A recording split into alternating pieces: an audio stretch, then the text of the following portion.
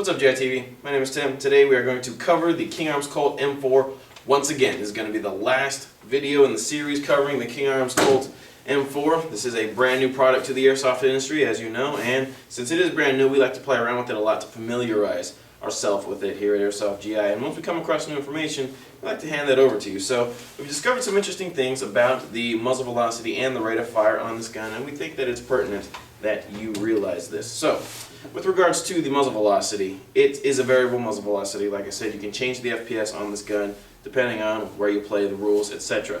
Now, the FPS is going to be determined by the type of gas you use and how you have the gun configured. By reading your manual, you will discover that it has two settings. There is a piece inside the bolt unit here that allows you to set the FPS. You can have the high power unit or you can have the lower power unit. From the factory installed is the high powered unit. So if you're using green gas with the high power valve blocker, as they call it, the gun's going to shoot anywhere between 370 and 490 FPS. There is a chart here with the FPS that tells you what the gun should be shooting with the type of gas you're using and the type of configuration, and it definitely tells you how to change out the valve blocker so that you can adjust your FPS. Installed on this, we have the high power valve blocker because that's the way it comes from the factory, and inside my magazine here is green gas and .20 gram BBs. So let's bust out the chrono and we'll see how hard this thing shoots.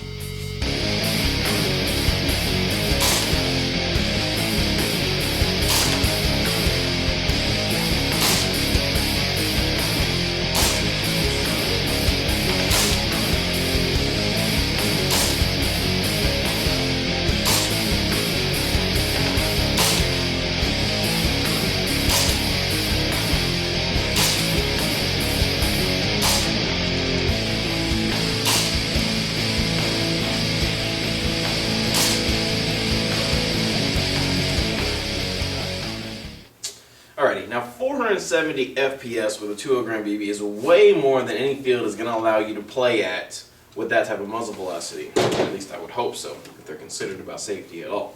Now, we use propane with this gun because we have found that the gun actually performs best with propane, FPS wise and rate of fire wise. We tested the gun originally with this duster type of green gas, and the gun was not performing consistently at all. So we highly recommend the use of propane. You may be able to get away with green gas, those tall 1,000 milliliter cans, the old school type of green gas. If you have that, great. I can't give you any statistics on that because we don't have any of that to test it with. Now, with the low power valve blocker and top gas, which is what we're relating propane to, this gun should be shooting between 390 and 420, which is a usable FPS with a .20 gram BB for most milsim games and outdoor operations. So at Airsoft GI, we highly recommend the use of propane with the King Arms M4 and the low power valve blocker. It should give you the FPS necessary to be able to compete.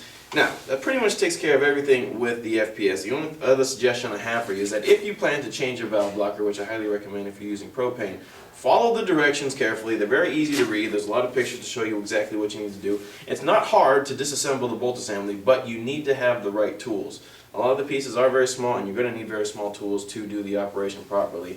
Do not try to jimmy rig something. You probably will break something. Now, let's move along to the rate of fire. Like I said earlier in the review, the rate of fire is adjustable by way of buffer tube spacers. The little spacers that go into the buffer tube that basically short stroke the movement of the piston to give you a higher rate of fire. According to the manual, this gun can be configured to shoot either 11 to 12 BBs per second, 13 to 14 BBs, or 15 to 16.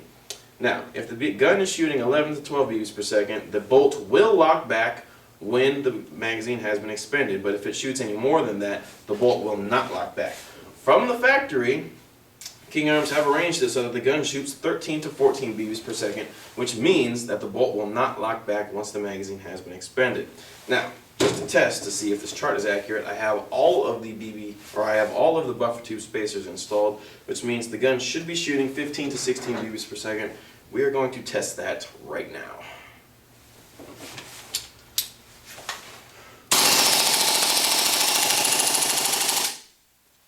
Okay, that sounds pretty fast. I won't know exactly how fast it shoots until I get to my computer and analyze the footage. Now, if you like to think outside the box like I do, you might be thinking, oh man, that's awesome, I can adjust the rate of fire just by short stroking the movement of this bolt. What I'm going to do is short stroke it so that it moves back just far enough to load the next BB and then move forward again. Unfortunately, I already tried that It's not going to work because the extractor part of this bolt, which is actually the loading nozzle, does not move exactly with the bolt. So the bolt will move back, the extractor will stay in the bolt for a little bit, the bolt will move forward, the extractor will never move, and it's never going to load the next BB. So I would not recommend tampering with the rate of fire system, but hey, I mean, if you can get it to work, more power to you. All in all, this is a great gun. Like I said before, we have numerous options for this gun available. As you can see, this has a long Daniel Defense RISII on it. We have a lot of versions coming out for the King Arms M4. This is going to be a very, very exciting gun. Make sure you pick yours up from Airsoft GI. Please take the proper safety precautions when using your airsoft guns. Always wear eye protection when firing your guns. Airsoft is fun, but it's not worth losing an eye.